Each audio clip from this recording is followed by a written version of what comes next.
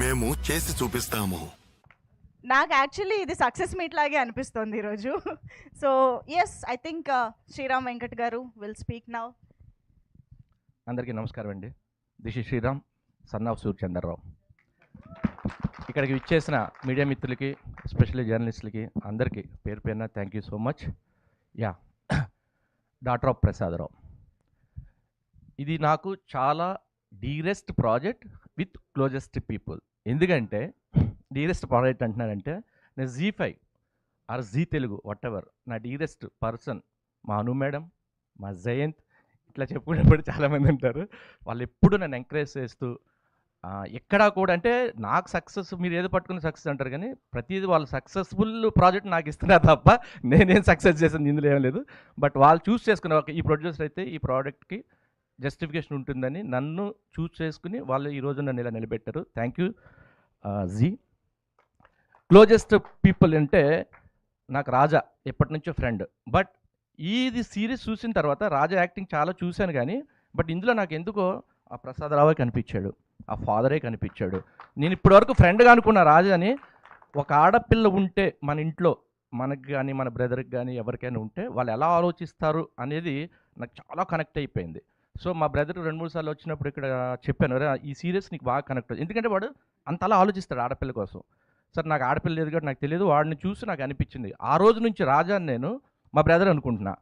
ఎందుకంటే మాది చాలా ఇయర్స్ ఫ్రెండ్షిప్, కానీ రెగ్యులర్గా టచ్లో ఉంటాం, రెగ్యులర్గా మాట్లాడుకుంటూ ఉంటాం. కానీ ఇది చూసిన తర్వాత రాజాకి నేను ఒకటి చెప్తాను, రాజా నువ్వు ఎన్ని చేసినా నాకు తెలియదు, నువ్వేం పెర్ఫామ్ చేసినా నాకు తెలియదు, కానీ ఇది ఎందుకో చాలా కనెక్ట్ అయ్యాను నేను.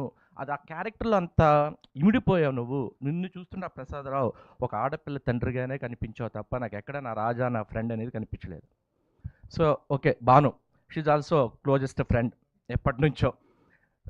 మీ అందరం కలిసి వర్క్ చేసినప్పుడు చేసినా చేయకపోయినా మా రిలేషన్ ఎలా ఉంటుందంటే ఎప్పుడూ టచ్లో ఉంటాం. ఎవరికి ఏ పని కావాల్సి వచ్చినా లేదా ఏదైనా చిన్న సజెషన్ కావాల్సి వచ్చినా వీళ్ళు keep in touch in phones. So thank you Bhanu, చాలా బాగుంది నీ క్యారెక్టర్. నాకు ఇంకొక హ్యాపీనెస్ ఏంటంటే నా ఫ్రెండ్స్కి నా ప్రొడక్షన్లో ఒక మంచి క్యారెక్టర్స్ ఇస్తే ఆ ప్రౌడ్ ఫీలింగ్ ఒకటి ఉంటుంది కదా, అది చాలా నేను భానుకి రాజాకి ఒక నా ప్రోడక్ట్లో వాళ్ళు ఒక మంచి క్యారెక్టర్స్ చేస్తే డెఫినెట్గా ఇన్నర్ ఫీలింగ్ ఒకటి ఉంటుంది, అబ్బా చాలు ఈ జీవితానికి అన్నట్టు.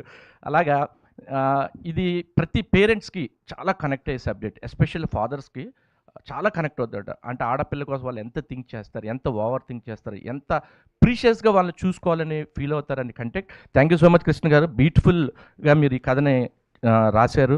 అలాగే డివిపి మహేష్, మా అందరి జర్నీ రెక్కి నుంచి స్టార్ట్. పాపం తను ఎంత బిజీగా ఉంటాడంటే సినిమా ఉన్నా కూడా మా ప్రాజెక్ట్ అంటే అది వదిలేసి వచ్చేస్తాడు Mahesh. Thank you one and all. ఇంకెవరైనా మర్చిపోండి క్షమించండి.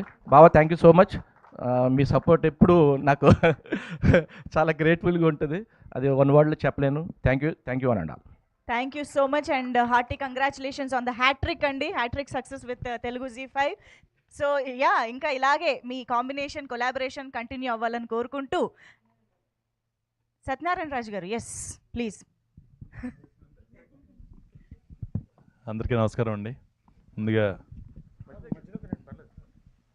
నిర్మాత శ్రీరామన్కి, అలాగే నేను ఈ రోజు ఇలా మాట్లాడడానికి కారణం మా దర్శకులు కృష్ణ గారికి, కెమెరామెన్ డివిపో గారికి, జీ5కి, మా చేసిన